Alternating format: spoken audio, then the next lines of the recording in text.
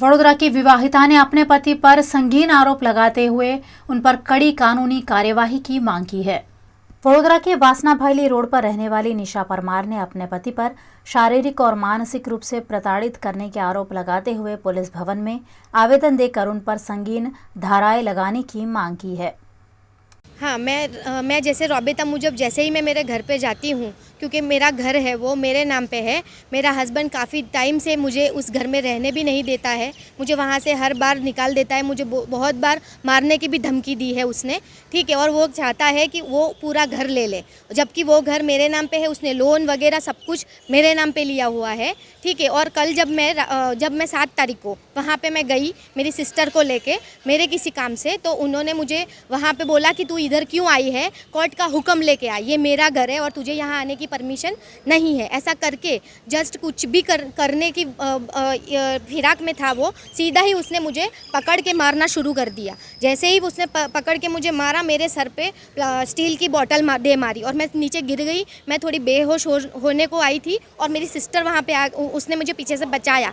वो बचाने जैसे ही आई, वो उसके ऊपर उसको धक्का मार के गिरा के उसके ऊपर चढ़ गया है और उसकी मर्जी के विरुद्ध उसने अलग कई जगहों पे हाथ लगाया है, जो एक लेडीज़ के ऊपर उसको नहीं लगाना चाहिए। उसके बाद भी वो खाली नहीं रहा, उसके बाद भी उसको उस बात की बिल्कुल शर्म नहीं आई। वो वापस गया, वापस जाके उसने चाकू निकाला और सीधा वो मेरे गर्दन के ऊपर रखने ही वाला था और यूं करने गया और मेरा बच्चा मेरे हाथ में आ गया तो उसको लग गई। तो इसी वजह से सर मैं अभी डर के रह रही हूँ, मुझे उस पर बिल्कुल भरोसा नहीं है। उसके अलावा हमने पुलिस में कंप्लेन की, उन लोगों ने, मैंने जब 100 नंबर पे फ़ोन किया, 100 नंबर वाले बोलते हैं आपका रूरल में आता है, आप वहाँ पे कॉल कीजिए, ठीक है। ये पुलिस प्रशासन है तो 100 नंबर दिया क्यों है? अगर 100 नंबर पे पुलिस नहीं आ सकती तो 100 नंबर बंद कर देना चाहिए, ठीक है। अगर उसके अलावा 181 पे मैंने कॉल किया, ठीक है, अभियंकर टीम में, उन्होंने 108 भेजी है। उसके बाद जो भी हुआ, हमने हमारे बच्चे का पहले ट्रीटमेंट करवाया, वो पूरा ब्लड से लथपथ था, उसका हमने ट्रीटमेंट करवाया।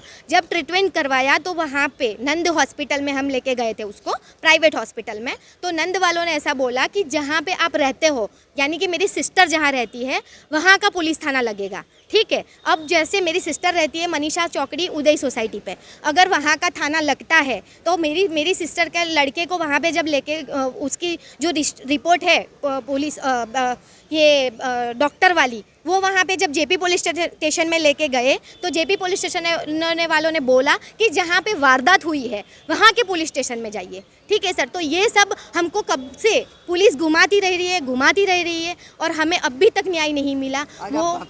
आज हम आए हैं कमिश्नर ऑफिस में और हमें यही इंसाफ चाहिए सर। मुझे डर लग रहा है, मेरी सिस्टर को और मेरे बच्चे को भी डर लग रहा है, मेरी सिस्टर के बच्चे को। ये कुछ भी कर सकता है, ऐसे इंसान को बाहर घूमना नहीं चाहिए। अभी तक भी पुलिस कुछ एक्शन नहीं ले रही है। जी नमस्कार दोस्तों, आज मैं आपके सामने लाई हूँ एक ऐसा किस्सा जो आम जनता तो पीड़ित होती है इन सब में, लेकिन एक ऐसी जागरूक नागरिक हमारे सामने आए हैं जो उनके वहाँ जो तकलीफ़ हुई है, जो उनकी कोई सुनता नहीं है, वो आज हम रजूआत करने के लिए कमिश्नर ऑफिस आए हैं। ये बनाव 7 तारीख का है, 7/10/2022, भद्रा कचेरी उसमें पुलिस एरिया उसमें आता है। 7 तारीख को ये जो लेडीज़ है हमारे साथ, निशा परमार, वो अपने घर में, जो उसका खुद का घर है, खुद के घर गई है अपनी बहन के साथ। वहाँ उनके ससुराल वालों ने उसको बेरहमी से मारा है, पीटा है और उसके हस्बैंड ने वो चप्पू लेकर उसको डायरेक्टली हमला करने के लिए आया है कि भाई तू यहाँ पर क्यों आई है, ये मेरा घर है। चूँकि लीगली वो उस लेडीज़ निशा परमार का घर है, फिर भी उसको अपने घर में नहीं आने देते। वो सुबह जॉब पर जाती है तो उसके घर में लॉक मार दिया जाता है, उसको घर में एंटर नहीं होने दिया जाता है। वो मेंटली वो उसको हैरेसमेंट तो करते ही है, लेकिन इस बार उसने फिजिकली उसको हर्ट किया है, उसको मारने के लिए चप्पू लेकर आए और वो मारी में एक 5 साल का बच्चा जो साथ में उसके बहन का साथ में था, उसको चक्कू के घा लगे हैं, उसको यहाँ पर सर पे उसको स्टिचेस भी आए हैं। जो हमने FIR करने के लिए भद्रा कचेरी गए थे, तो वहाँ पर 7 तारीख को शाम को 7 बजे वहाँ पर गए, लेकिन उस पर किसी ने सुनी नहीं। FIR करने के लिए गई थी, लेकिन कोई वहाँ पर पुलिस स्टेशन में स्टाफ नहीं था और सुन नहीं रहे थे कि भाई यहाँ पर FIR नहीं होगी, आप सिर्फ एप्लीकेशन दे दो।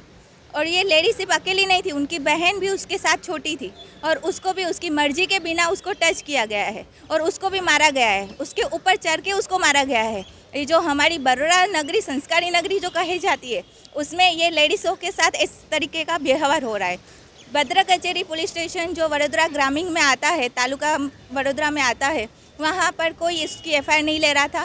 फिर नेक्स्ट डे 8 तारीख को उसकी एफआईआर हुई है, लेकिन एफआईआर भी देखो आप कैसे है कि उस नॉर्मली चार्जेस लगाए गए हैं। जो चप्पू के घा जो लगते हैं उसमें 307 लगता है, और जो उसकी लेडीज़ के बिना मर्जी के बिना उसको हाथ लगाए गए तो 354 लगती है, जो उसमें कुछ लगाया नहीं गया है। नॉर्मली धारा लगाई गई है कि जैसे कि उसको बेल मिल जाए इजीली।